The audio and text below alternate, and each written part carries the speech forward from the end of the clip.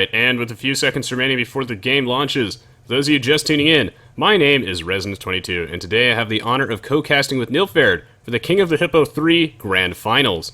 This match is a 2 versus 2 versus 2 versus 2 King of the Hill game that features many top players. If you guys watch this on my own channel later, you can find links to Nilpferd's pages in the video description below. Thank you so much for having me today, Nilpferd, and would you like to do the honor of introducing the players for us? Sure thing, mate. So we have 8 players. We had 4 qualifiers before, and out of those qualifiers, 2 advanced each time. So we have Dagobert and SaladEsc. We had a civilization pick of the system A, B, C, D, DCBA, and they came out with Teutons and Mongols. Then we have, for me personally, the favorite when it came to skill, but with a weird choice, we have Matthew and Timothy, the brothers Feanor and Malkov from Ireland, with the Goths and Byzantines, questionable choice.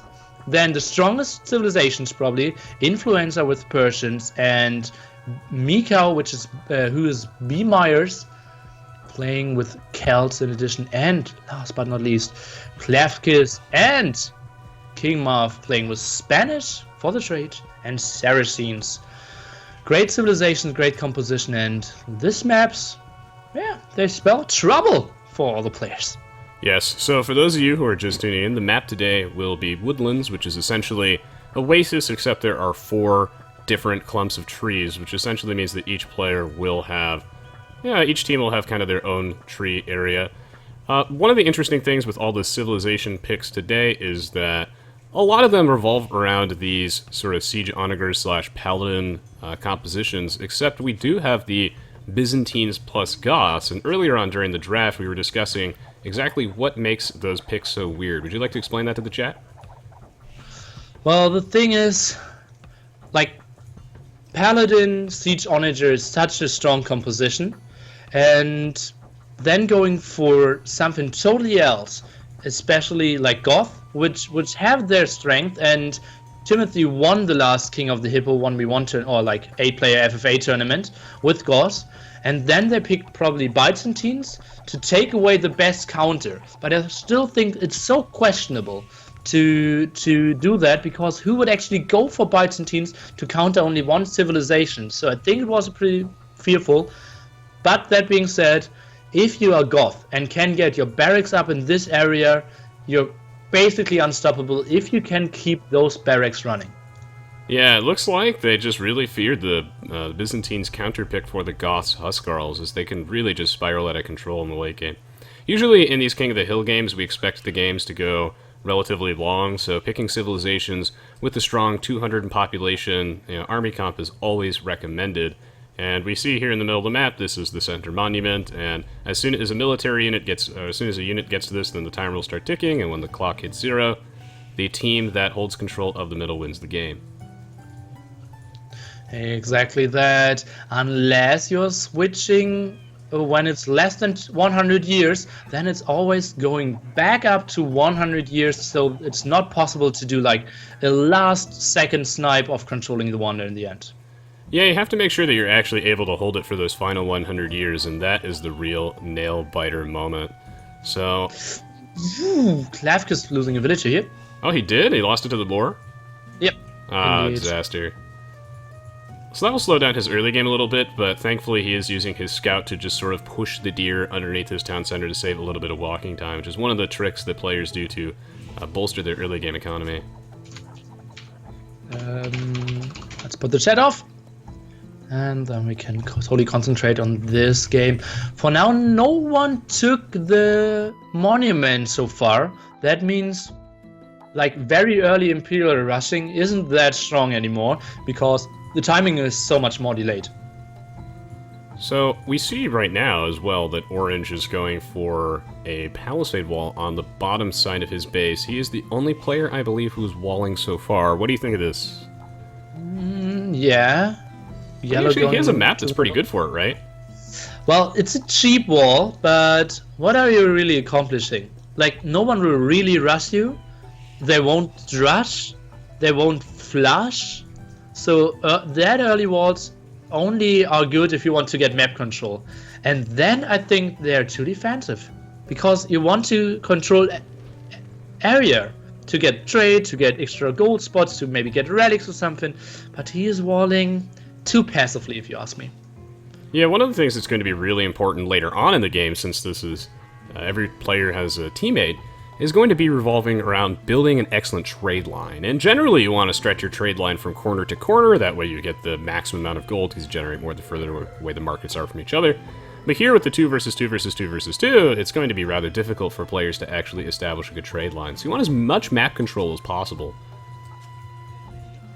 Indeed, that, and securing that would maybe mean, as I said, either early walling or maybe some early aggression, but it seems like everyone is looking to go for the boom approach here.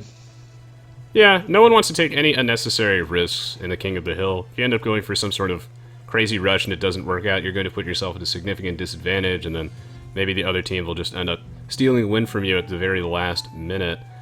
In terms of actual civilization teams, I think I really like the Celts plus Persians combination the most out of all of these. I feel like they have such a strong combination of units in the later stages of the game. Very excellent cavalry, really bulky siege, and just having so much HP on the battlefield like they do, I feel like that gives them quite a good advantage in the later stages of the game when holding the hill. Yeah, and it's both of the highest HP unit. The highest, actual non-siege unit, which is the War Elephant, with 620 HP and 105 HP siege onagers, 405 HP rams. It's just you need so much DPS to actually kill whatever is in the middle.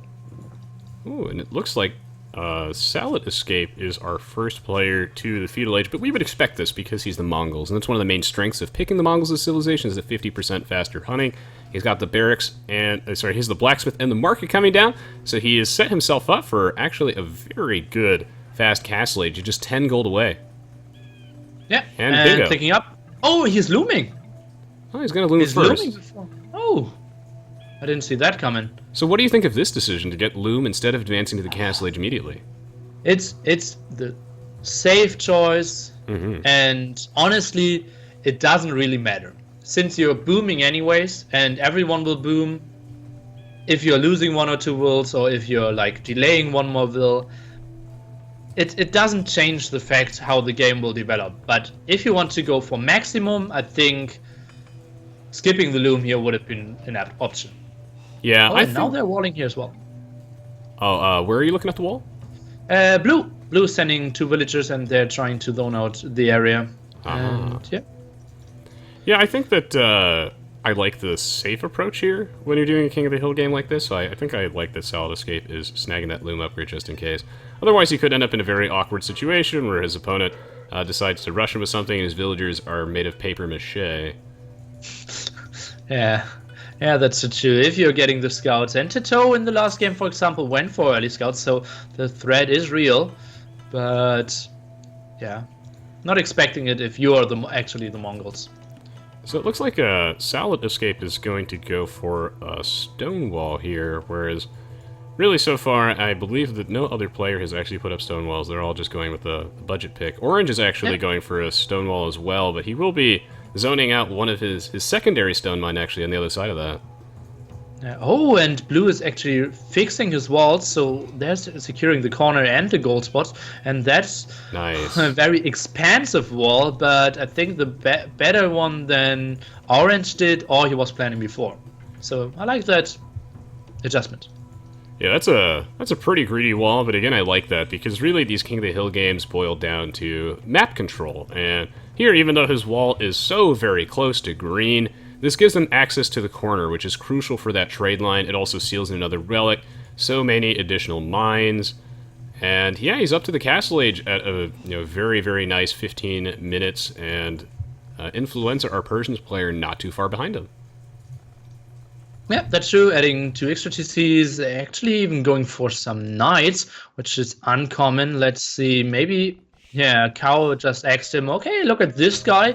He didn't wall it all, and this knight will, at least delay some villagers, or maybe snag 1 or 2 here. Yeah, I like this this aggressive approach. It's something a little bit different, not going for a straight boom. Influenza really trying to take advantage of his more efficient town centers. Coming in there, excellent quick wall off by Yellow. Will deny that knight. Yep, great. If the knight would have went for the wood instantly, he would have gotten some wood kills, but going into the TC first gave Timothy the time to wall there. Yeah, and how we see 4 town centers total for Yellow. He's plopping down 3 right now, so he has prepped himself for one hell of a boom. And when you're playing the Goths, it's all about trying to get to the later stages of the game. That way you can leverage your crazy infantry bonus. And right now, Influenza just looking for some vulnerable villagers to snipe, but they're all right next to town centers. Oh, Mattheus extra 3 GCs as well.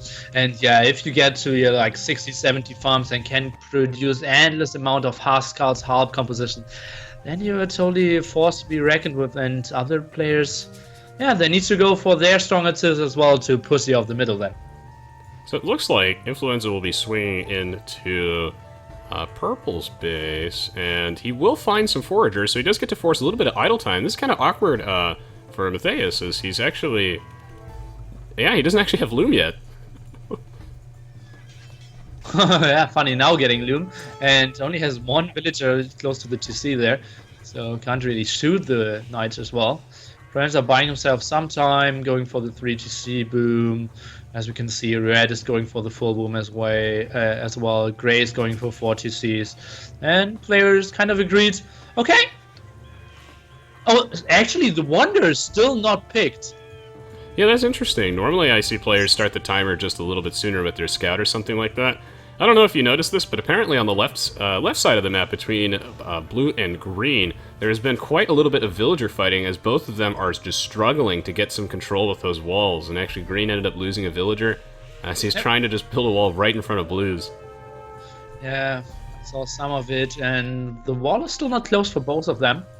And I'm a big fan. If my enemy is stonewalling, I'm not walling at all, but that's obviously super risky and can easily get exploited. But if my enemy is showing me he is not willing to do something aggressive, or actually is showing me that he will do something defensively, then I will just accept it.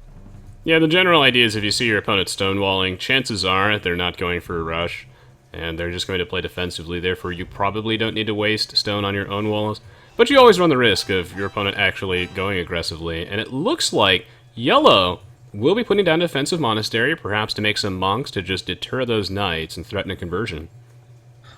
Maybe he sees the 2 relics which are close to his base. He sees 1. And yeah, just defends them. Okay, let's see. Grey and Red are attacking at the north as well. And Grey kind of missed it. So Green and Grey now have the shortest line. And it seems like actually Influenza and B. Myers, which is Mikau, could get 2 corners here. Yeah, and that's going to be huge for late game gold. And just like you said, you know, the relics too are also very important, so we're going to have to keep our eyes peeled and see which relics these players manage to secure. Yellow's got that relic fever. He has his scout stationed right next to this one. His monk coming, and I think he will just be able to secure this one. And I also like, by the way, that Teal is not really overcommitting into these knights, because he hasn't been able to accomplish too much, and he recognizes that. Yeah, just 3 knights, no upgrades, just to see maybe he can take 1 or 2 fields here, because the monk at the front was distracted, but no, even getting a lot of damage done here against the knights. And without a single will loss, actually killed the scout there. Friends are now expanding with some more TCs, and the amount of TCs, I think he will go for war elephants and not paladins. Ah, you think the war elephants are on the way. Well, that's also something that I'm really looking forward to seeing. And right now, Yellow putting down an additional barrack, so he's up to a total of 2. Putting down a couple of spearmen. Again, he's wants to make sure that there are no knight shenanigans on the way, and he's going to need those barracks later. And he's putting a slightly forward siege workshop. These players have fairly strong economies right now, but if we look at Purple, he is at a whopping 86 population. Starting with 40 Cs, only delaying 1 villager for a very short time. Just really showing that he is on top class at the moment. And yeah, just a solid 5-6 ahead to the next one, which actually is his brother. So it's looking good for them when it comes to booming. Indeed, indeed. And pikeman upgrade out for yellow. Healing up his scout a little bit. It looks like teal is just trying to get a wall off here. And right now, a bit of a lonely action. Blue also snagging a relic. It's, I'm a little bit concerned about some of these shorter trade lines, particularly for green and gray later. They're going to have to find a way to bust down some of these walls, perhaps on the north side, and try and secure a corner, I think. Yeah, and that's not why you picked Spanish for that you accept the shorter trade route. No, you want to have the real advantage kicking in for you. And I'm a bit surprised that yellow actually decided to go for some aggression here. Yeah, this is a fairly early barracks from him, as well as a fairly early siege workshop. Yellow not exactly completely boomed yet, at up to 82 villagers. He has the highest military population with 11 right now. He's got the scale mail armor for his pikemen, ever so slightly moving the line forward, and now Teal has to respond with his own siege workshop, his own monastery, and get ready for the infantry as they're slowly moving in. Yeah, but he only did those 2 buildings to get Imperial Age because he just clicked up and he took all the wills away from stone, so he will go for paladins first before he goes for halberdiers. Let's take a look at Influenza. I think he did not see that coming, and I think he still didn't.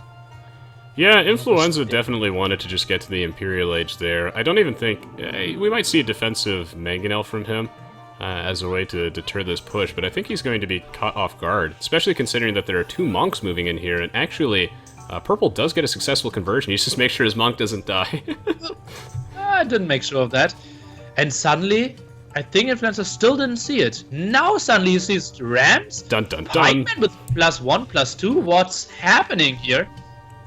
Let's see how his reaction will be. Adding more stables. Will he be making a mangonel? We'll have to see, but it might be too little too late. Here comes the battering rams. And the battering rams actually have pikemen garrison inside them, which is quite cute. He's clearly going for paladins as a way to counter this, but with all the pikes in here, with a couple of monks, these knights might not be the ideal answer. Not at all. And it seems like more pikemen and more battering rams are coming. Now going for the siege workshop and the stable, not the GC, not giving the bonus any efficiency here. The Persians having double HP on their GCs.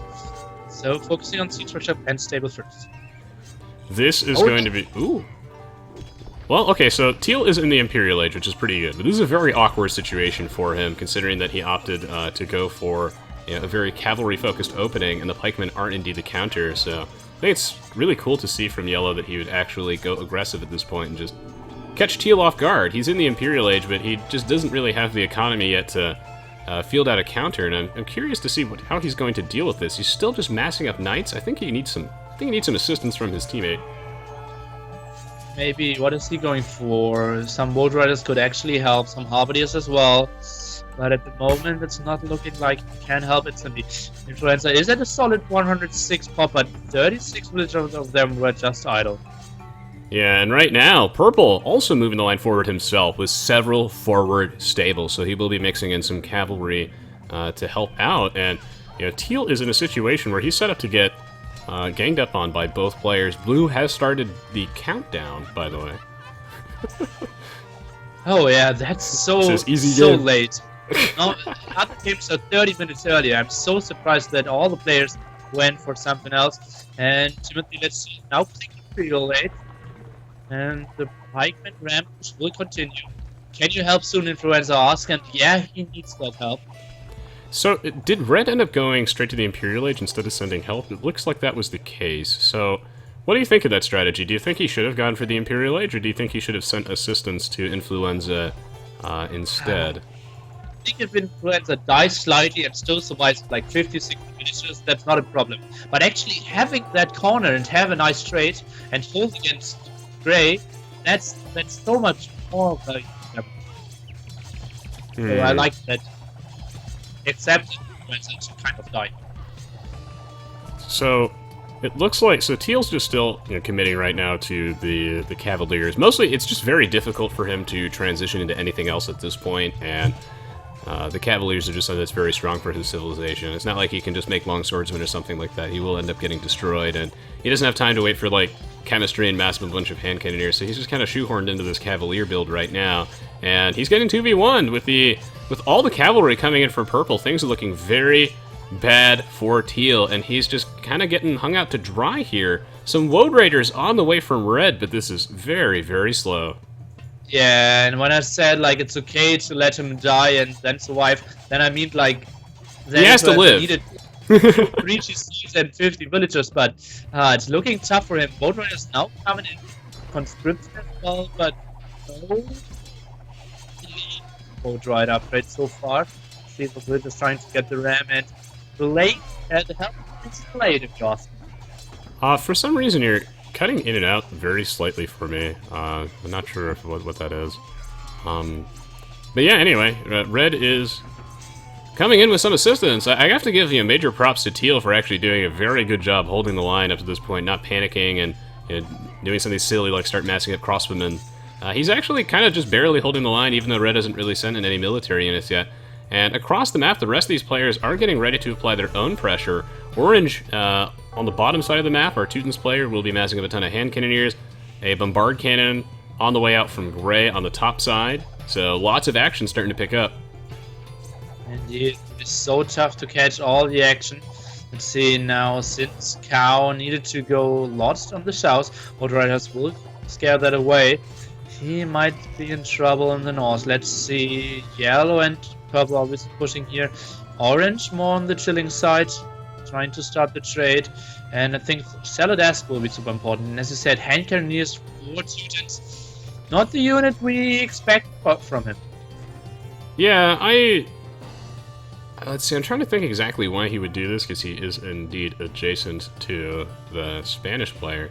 I think it's a viable option for the Teutons, but usually when I see Teutons, I usually think Paladins. So red has a fairly large army of infantry to assist on the top side, but notably he is missing a lot of upgrades. He does not have a Halberdier yet, and he does not have Elite Woad Raider. Blue will win this game with just his scouts, says Moonsarrow55. Okay, I was distracted for a short second and now back into the game, yeah. And you pointed out before what the great job Influenza did of actually still staying in the game. He is still having 40 Cs, 70 pop, nice amount of cavaliers, and if Red just saves them now, I think they're in a reasonable scenario there. Yeah, and of course, Influenza knows that when you are super far behind, what you need to do is you need to just get that economy back on track. He's got all 4 TCs producing villagers. He's building more farms at the back, slowly shifting that economy out of the battle line, and he will survive, despite purple and yellow bringing in an excellently crafted counter-army with those discounted Byzantine heavy camels, the discounted Goths huscarls, and they will be pushed back by the powerful infantry. Yeah, but still no elite Woad Riders now only getting researched. And yeah, there's no chance of Influenza now going for wild defense. Well, actually, since it doesn't really make sense to add more cavaliers, I think going for elephants is now the only logical transition. Because at one time, yellow and purple will switch their focus and will go for the middle, although it's still quite some time. You see some Captain spazzing out on the top side of the map, and now red is going for the engage, and he's taking this fight because he has Elite Woad Raider. This castle, I think, is a nice, well-placed defensive castle on the part of teal.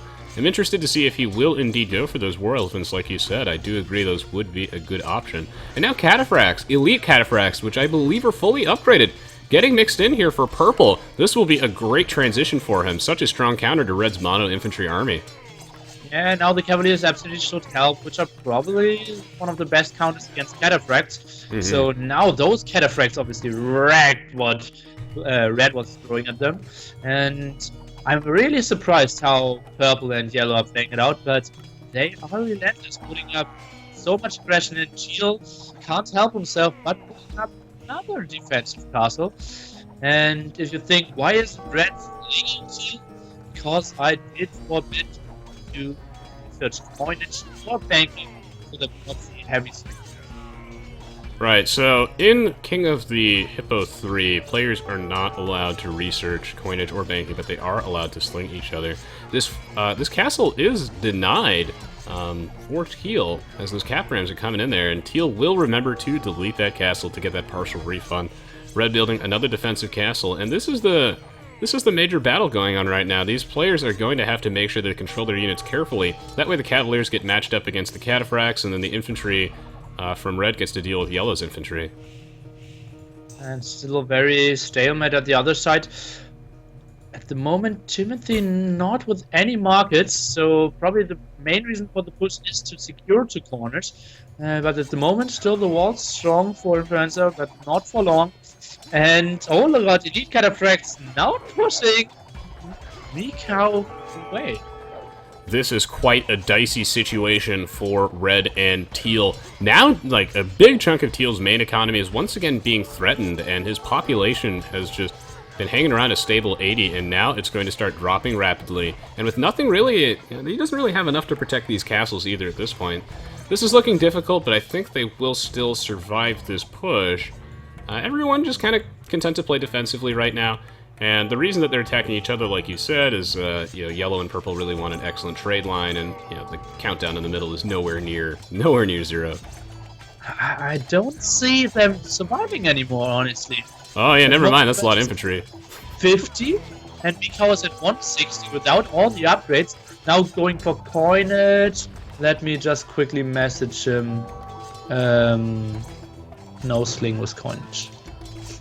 Follow the rules. Sling with coinage. Oh, I can't message him. Then. Okay, Influenza got them. Excellent. Hopefully that doesn't significantly impact the outcome of the game. Meanwhile, Green actually prepping for some serious defense with all of these bombard towers on his side. Part of me almost feels like this is a little bit of a waste with those bombard towers, just because they're so easily trebbed or killed with like bombard cannons over the other side of this wall. And one of the many perks of having siege onagers is they could actually cut around that forest if they so decide to. Yeah, I couldn't agree more. Those towers are looking scary, but could get outmaneuvered so easily. Like as you said, either mass rams or just traps from range. So they don't really affect anything, but maybe buy some more time. Yeah, and really the place that you want to be buying a lot of time is the middle, but the middle is nowhere near the countdown. So King Marv just trying to protect his own base, buy some time. These guys are not wasting any resources by playing passively, which is quite important, stockpiling all that gold for the later stages. And now there are some cataphracts in Red's economy. Teal and Red kind of falling apart. Yeah, they do. Thank you so much, ABC Melanie. And yeah, it's so tough now ungarrisoning his Scorpions, but not enough buffer there to actually fight those elite cataphracts. And if they close the distance against the Scorpions, they will fall as well. Bombard cannons now as well, additionally counted to those heavy Scorpions. Oh yeah, I love the bombard cannon choice from Yellow to deal with those heavy Scorpions. What do you think about heavy Scorpions as a counter to elite cataphracts in this infantry? Probably. Well, what else can you do? If you're Celts and you play cataphracts, you have to go for Scorpion over here, but you just need to have like 60-70 stable army there, and then you can take fights, but you only had like 20-30, and then you just get super fun. Oh yeah, I completely agree. I think this is something that the Celts player has to do in a situation like this versus that army. Elite Cataphracts is one of their few weaknesses, is that they actually have fairly low pierce armor, so something like the Halberdier plus Heavy Scorpion combo can be quite potent. Green moving the line forward in the middle, and yeah, my heart goes out to Influenza here, as he just did not get too much early assistance. Red tried his best to defend him, but I think by then they just lost so much ground, and it was really difficult for Teal to build back. And he's trying to build back at the top side, but you can see what's happening to him. Oh, man. Yeah. Oh, God, that hurts so much. A bit of feeling of Smarty before playing Teal as well. And, yeah, Mikau actually said, okay, let's resign. And Influenza just said, guy, look at 350 years. Still have a very nice equal did boom all game. Just continue playing, and They will continue playing, but oh god, they're losing so much ground here. Oh, sweet! Influenza walls here at the trade of Timothy and Mattheus. That's a pretty sick wall. We'll be disrupting that trade line significantly. These are enemy markets, guys, and now they're gonna... Those trade carts have to spend so much extra time walking, and then they get all bunched up on each other. Meanwhile, on the bottom side of the map, blue and green doing some posturing. Blue really wants to remove those bombard towers, but he has to be very careful because green has a gate and he can just, you know, counteract those trebuchets with some bombard cannons, so they're in kind of stalemate.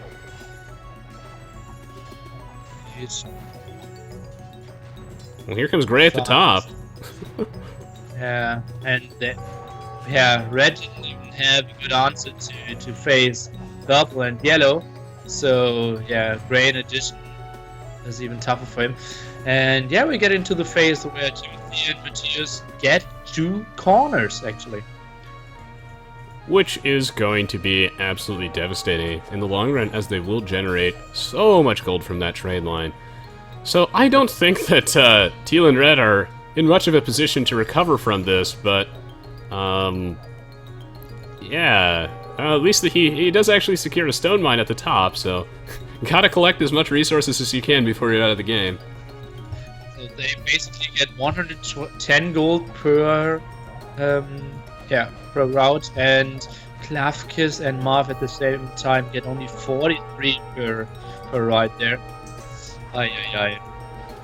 Not the best trade for them. They're still very small area, and as we predicted, all the towers going down without getting any nice kills here. And SaladEsc is going for the strong Mongols composition. Siege onagers having lots of castles already out, so wouldn't be surprised to see more Mangodays coming up. And I think now purple and yellow agree. Okay, we have solid 25% of the map. We are fine with this. Let's concentrate on the middle now. Yep, with 300 years remaining, now players will have to start turning their attention towards the middle. And, you know, the thing that we see on the left-hand side between green and blue is something that I see all the time, where players will, you know, put like a castle right up against their walls, and that helps a lot in the Castle Age, but in the Imperial Age, basically, when all these bombard cannons and trebuchets start to come out, the only way you can really deal with this is if you are prepared to open up your walls and just go in there with paladins. But blue has his own walls protecting these bombard cannons, so that's a lot of resources down the drain. But I still think it was totally cool for green to do that, because he has so much money in the bank, it won't be a huge loss for him. Still, that's 10-15 towers that he could have built at the middle in the end, and those can win a game. So I would have preferred to not see those towers, but yeah, it feels a bit like we are going into only 3 teams contesting for the win now. Yeah, so now it's a 2 versus 2 versus 2, which is a lot easier to say. And now... Yeah, green does have some bombard towers in the middle. This is something that's very important when you're playing King of the Hill. It's all about surrounding the hill in those bombard towers, because it's just very difficult to remove. Even if your opponent can remove them from a safe distance, it takes time. And time is what wins the game. You just want to stall them by putting as many buildings in the middle as possible, and right now it's really just green and gray who are doing that currently. Green and gray, absolutely in the middle, but purple and yellow, you can see they want to go for it as well. And Patrick now coming, bombard cannons coming as well, so they want to just feel the water a bit in the middle, so that they don't look into 150 bombard towers and 10 layers of stone wall later on. Well. Looks like blue, blue's gonna cut. Indeed. Or where is he cutting to, do you think? Do you think he's gonna cut straight to the middle? I think he's just cutting to prevent gray and green to get too much wood there, but I think just to be annoying mainly. I think they have nice access to the middle, so they don't need the cut per se. Yeah, I completely agree. They actually do have very nice access to the middle, and if they want to just cut to the middle, they could very easily cut around these walls anyway. So it looks like green is, of course, aware of this. They did see that as they ended up losing a lumber camp to those onagers. Now they're just stationed there, waiting, zoning off that wood line, and yellow and purple now turning their attention towards the middle with a couple of petards to bust down that wall. Indeed. And I think there will be a small skirmish, but not a real fight. So let's take a look at resources. King Marv 1188, Dagobert 66, and not really a lot of gold. Then we have SaladEsc 1517.5. Ooh. Klavskis 715.5. Timothy 12.1. Mikau Pop 15. Mattheus 6003k. Influenza Pop 9. And King Marv was where we started. So all the players who are actually still in the game have nice resources banked up. But I think Dagobert could use some more gold, but he has a lot of very costly gold units and a lot of hardness. Indeed. And we have a very huge battle going on here in the middle of the map. Having these siege rams for our Saracens player is excellent on many levels. One, it's a way to remove your opponent's buildings, of course, which is quite nice, especially with all the bombard towers that will inevitably come down. But also, they're just a very bulky, difficult-to-remove unit. And at some point during the game in King of the Hill, you kind of just have to bunker down and just start putting as many bodies on the hill as possible, and those siege rams are very difficult to remove if you just park them there. Yeah, indeed, and that's what we were hoping for actually Celt siege rams, but for now, Saracens siege rams will do it. And players are pushing for the middle, and might be a bit early, 210. For now, blue and orange are taking the very defensive approach. That they are, just conserving all their resources, blue and orange, just content to pounce. Look at, they have a combined 22 kills. Orange and blue has 2 and 4 as stats. That's pretty sad. Slow and steady wins the race, guys, as right now they're just playing as defensively and greedy as humanly possible. Blue even ever so slightly inching the line forward with the siege anagrams. What they're trying to do is attrition this game. Make sure that the remaining teams waste as much resources as possible, and that's an expensive army of green and gray. And then once they're just a little bit low on resources on both sides, blue and orange come in for the kill and clean everyone up. Yeah, probably that's their plan. Going for mango dice, going for... I don't like hand cannoneers, halberdiers, but later on they will get a stronger composition. Let's take a look at red. What does he have? I think he only has one monastery left. Yeah, that's the last building to get defeated. Okay, that's pretty devastating. Hopefully they leave that up. Just to be nice. Maybe he'll get slung 100 gold, make a monk, convert his way back into the game.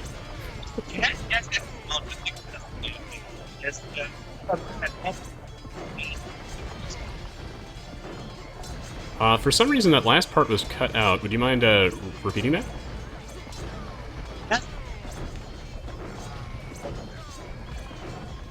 Huh. For some reason I can't... Okay, I think you're back now.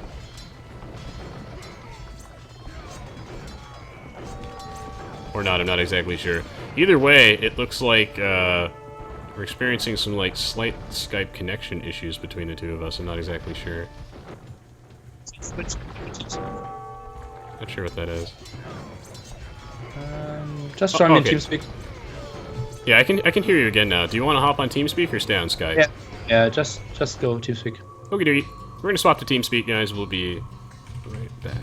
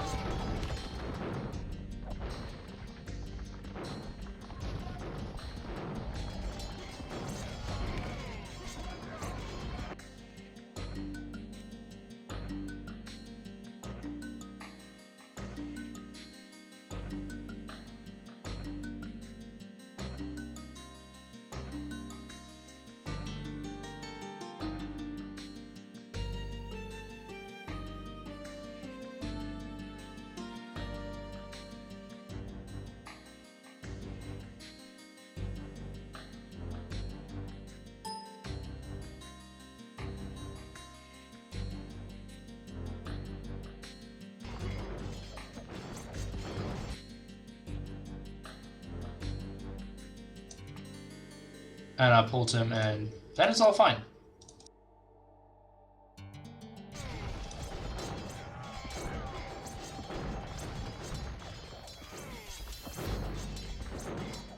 Let's see what Chilo's actually doing. He still has one villager. Oh yeah, that's true. Red can actually build a monastery, build monks, convert villagers, and get back into the game. Yes, he can, and that's actually that's actually something that I managed to do as a kid against my friend in one of my childhood games. I actually managed to convert one of his villagers with just a few monasteries left in the corner of the map. We'll see if that actually happens here, but I'm not getting my hopes up. Let's see.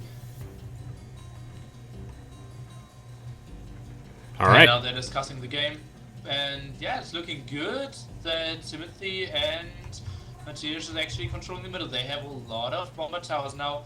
Obviously, the Goths didn't need a lot of stone, so they just continued to bank the stone up. Maybe bought even some. Let's take a look at market prices. The stone is at 306, so yeah, they bought some. So what do you think, by the way, of these Teutonic Knight choice from Orange? This is a unit that's very iconic for the Teutons and something that new players definitely fear due to their insanely high melee armor, but they have almost no ranged armor and they're very slow. Yeah, they're super good against Goth, obviously, but they're extremely poor against everything that the Byzantines has, namely bomber towers, cataphracts. So, we will see 116 years soon. Blue and Orange need to start fighting, and Blue is now preparing the siege push, and he could easily get those 6-7 towers here. Oh, definitely. Now, 1 second, I'm going to briefly make sure that I have my own audio levels for you adjusted while we see so many siege rams coming in to deal with all of Purple's bombard towers. Oh yeah, those towers will go down. Siege Honor's helping out as well. Mango dies here, and Orange pushing, so that's a nice successful clear above all those towers. Now some cataphracts coming in, but Mango dies should easily snipe them down. Lots of Teutonic Knights, and oh, now Yellow and Purple might get pushed back a bit. Let's see how Blue and Orange will continue pushing here. I would love to see like roughly 20 to 50 more Mango dies if you ask me, but for now, that's the first step here. Oh my gosh, those Teutonic Knights coming in. They're an excellent answer to all of the Goths infantry, and it is actually getting a pretty good cleanup here, but really what's going to boil down to right now is a battle of attrition. Every side going to make sure that they're trying to spend all their resources carefully, desperately trying not to run out of them, and Purple has control of the middle with 90 years remaining, but they are being pushed on both sides. Let's see, I will try to stand the point of view of Timothy. He still has reasonable resources, very queued up barracks here, and yeah, they're now sending Huskarls against the Mango Dice, and Halberdiers to the top, at least that I would hope, but actually they're sending Huskarls both sides, and Orange is not providing enough stuff. He's actually losing his bomber towers in the front there, and yeah, the walls didn't get cleared up. His units, yeah. His units are just getting stuck on King Marv, the Green Spanish player's walls. You see that they're just getting bunched up there? It's some HD level unit pathing, looks like. Getting blocked by that trebuchet. This fortified wall proving to be an absolute disaster for him. Those bombard cannons being left unescorted is so much money down the drain. And really, one of the essential parts of King of the Hill is making sure that you're macroing well and that all your barracks are just constantly queued up with units. And Yellow is doing exactly that. Yeah, that's true, but now he's running low when it comes to resources. Only 1k or less when it comes to wood and food. So Harvard production might get tough. He's still producing a lot and still maxed out, but now Elite Mamelukes and Siege Oranges doing the job. Now Elite Teutonic Knights coming in as well. I think this might be a clear up, but it's still only 70 years left. I'm actually beginning to like the Elite Teutonic Knight choice even more, even though it gets absolutely decimated by those Elite Cataphracts. It's totally awful in that situation, but they are an excellent answer to Elite Mamluks and a really strong answer to all the infantry units. So provided that the Mangudai can actually take out those Elite Cataphracts and there aren't too many of them on the field, those Elite Teutonic Knights could end up getting a lot of value. 60 years remaining, but it looks like Yellow and Purple are poised to lose control. I think so as well, and indeed, Mangudai is so good against Cataphracts, so the composition of Teutonic Knights and Elite Mangudais Actually, yeah, I can totally agree. At the first time, like at the start, I was skeptical, but now I'm starting to love it as well. But obviously, we're a bit blinded because now they're doing a great clear up here. Oh yeah, and with 50 years remaining on the clock, Yellow just trying so hard to hold on to this. Just barely keeping military units there, but I think it's going to be too little too late as both teams moving in. These are such expensive gold-costing armies. Great to see the Teutons finally getting some, some serious play and actually doing some work. Bombard towers moving forward. Control is about to switch. Ooh, but Blue is now doing a weird choice of killing actually lots of the Mamelukes, and Yellow is still able to produce into it.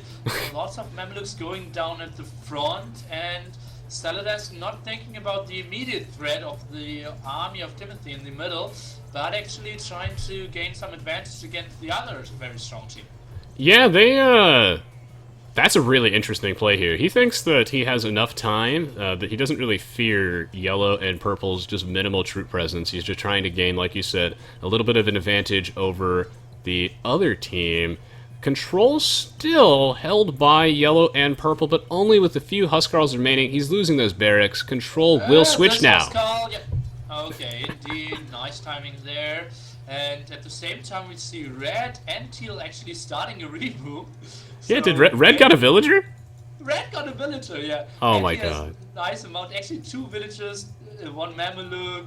Maybe soon to have 2 Mamelukes and Cataphracts. Oh god. Oh, this is dumb. But that's why I love Age of Empires 2, because in this game, there are very few restrictions and anything is possible. And it looks like Red living the dream, building back up from 1 monk. If they win the game, that's going to be a Christmas miracle. Absolutely. I think I will double the price pool if they win. Yeah. Seriously. So now we have orange and blue, basically the strong armies, and gray and green with a very strong armies as well. And since red was defeated, they extended their trade line in the Spanish trade, so they're doing okay on that regard. At the moment, blue is controlling the wonder together with orange, and they're looking strong to maybe even hold it here. Yeah, those are a lot of bombard towers out for our orange Teutons player, and they have so many forward buildings. Building the forward buildings is quite important in King of the Hill, and just in general, make sure that your army doesn't have to walk so far, especially when you're dealing with Elite Teutonic Knights, which are slow as hell. And some Hussars being mixed in here for Gray. How is he doing on that gold count? Gray is mixing in Hussars. Oh, he looks like he's out of gold. Or very low, at least. Okay. And that's not good, because now they need to push. Oh, now yellow and purple grouped up a bit. Purple actually going back, trying to regroup again. And then take a better fight, but it's only 6 years, and oh, that was a big on-edge shot here. Yeah, it was an absolutely huge on-edge shot. Blue actually has... Wow, he has so much food in the bank, but this is something that's good that I don't often see from a lot of newer players, is that he's recognized that he's so much food in the bank, he's probably not going to spend any of it. So he actually has, I think, 0 farmers at this point? Yep, that's very good. Okay, now yellow and purple pushing in, closing the distance against the Mongols, and from the top the elite Mamelukes, so we can see a lot of Mongols, but they will plummet any second now. And oh god, trying to regroup a bit, and the formation actually was reasonable, but now on-edge shots coming in. Lots of HP lost, next on-edge shot. Ooh. Yeah, now giving the... Some pretty good control here by Blue to try and avoid those and snipe off those onagers. It's just that... Well, right now Purple doesn't have that many units in here, but now the elite Cataphracts are on the way back. They are being pushed quite a bit. They might lose control of the middle here, but it's close. Maybe. So a lot of Teutonic Knights here. It feels like 25 Teutonic Knights, some Halberdiers, and some Mongols now sending in more Rams as well. So that's a lot of HP on the map. Remember, guys, all the stone area is the important one. Now purple and green fighting. That doesn't help their case. More on-edge shots. Red has all of his upgrades for his army. It is official. Red is ready to win the game. Wow, with only 35 years remaining, Nilpferd, I think that they might be able to hold this. It's close. Ooh, it's close indeed. Not enough siege onages, if you ask me. So many ramps from this side. Yeah. That's so good by SaladEsc. 30 years only. Oh, so not a lot of mango dice still maxed out, and now more bombard cannons, bombard towers coming in as well. The production is still there. Lots of army from green though. 27 years only. Siege onager shots. I'm lacking siege onagers from Klavskis here. If you had like 5 onagers over here and would constantly rain down in this area where they send all the units, would help out so much more. 23 years here, Resonance. This is getting really close. One of the major perks of the Saracens, beside their insane late-game elite Mamluks, is going to be their siege onagers, and there just aren't any of them. I love these ram fights. So many military units in the middle of the map. We're running out of time. Purple inching the line forward, but these Teutonic Knights and siege rams are so tanky. Whoa, Blue even sending villagers now. 16 years. Everyone is getting sent in, and oh holy god, the Teutonic Knights are the most important thing. If they get to the top as well, that might be the game changer. We're going down to 10 years. Green and gray are sending in everything. So are yellow and purple. But now blue is completely out of units. Only Oh my god. Some more mango dice. We're down to 9 years. This will be so close. Those Teutonic Knights are so tanky. They just resist all those melee attacks, taking almost no damage from those elite Mamluks. It's 7 years remaining. 6 years remaining. Teutons OP. They might be able to do it. And maybe some more rams coming in. 4 years only. Those are the Teutonic Knights. Let's see how many are still on the ground here. And yeah, if they get around the corner here, I think they will do it. I think Dagobert and SaladEsc will do it. Those Teutonic Knights are there. This game is over. Grand finals done. Dagobert and SaladEsc will win it. They're so tanky. Teutons confirmed S-tier civilization. GG, well played. Congratulations to Dagobert and SaladEsc for one hell of an amazing game. Everyone played so well.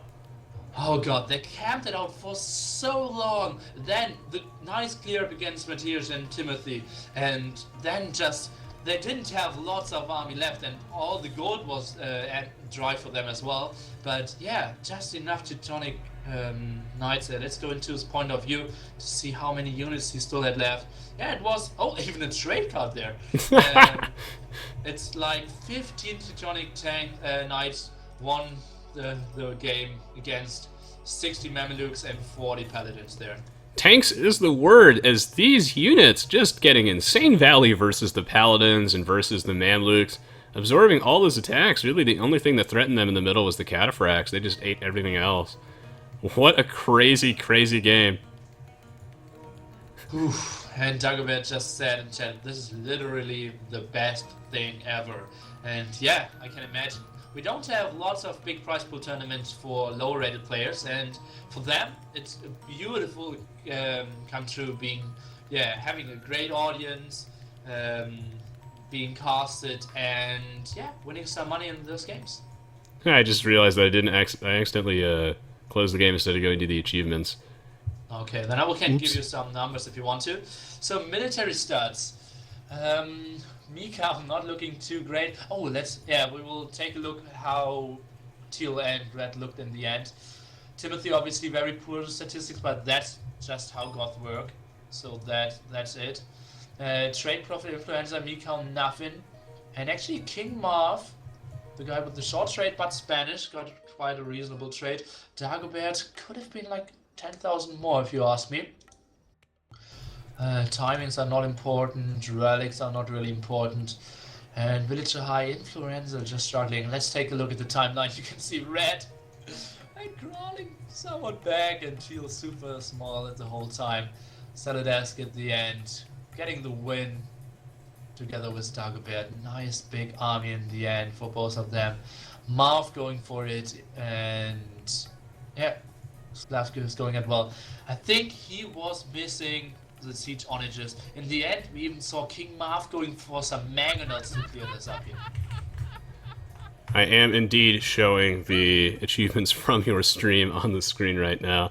This was just a great game. The only thing that could have made it better, I suppose, is if teal and red actually somehow managed to win that from the jaws of defeat. But I think that would have been unlikely. Yeah, absolutely. Oh god, what a great last game. Yeah, and thank you so much for having me today, Nilpferd. As always, it's a pleasure to co-cast with you. I hope you guys enjoyed our commentary. I'll be reading the comments later, so And if you did enjoy it, Nilpferd does have his own Twitch page, which you can see on the screen, YouTube channel, etc. All that'll be in the video description.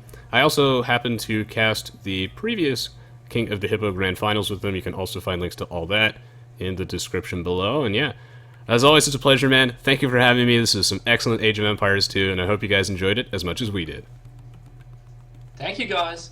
I'll play some more AC music, and then we'll leave you with your Saturday evening or Saturday if you're from the States. And yeah, thanks for watching. I hope you enjoyed the show. And yeah, hopefully more tournaments like this will come up with the great support of the whole community. Oh yeah.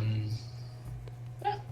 I'm looking forward to the next. Yeah, I'm looking forward to the next opportunity that I have to co-cast with you, man. Have a wonderful, happy holidays. Thank you so much.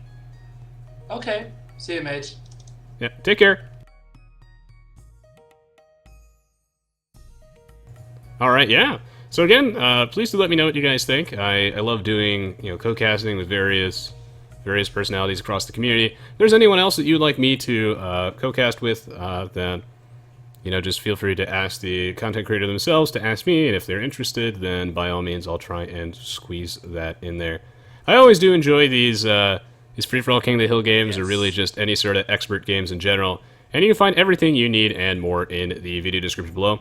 I do live stream regularly on Twitch, and I'd love to have you there. You can find the live stream schedule on my Twitch page by going there and scrolling underneath the video player.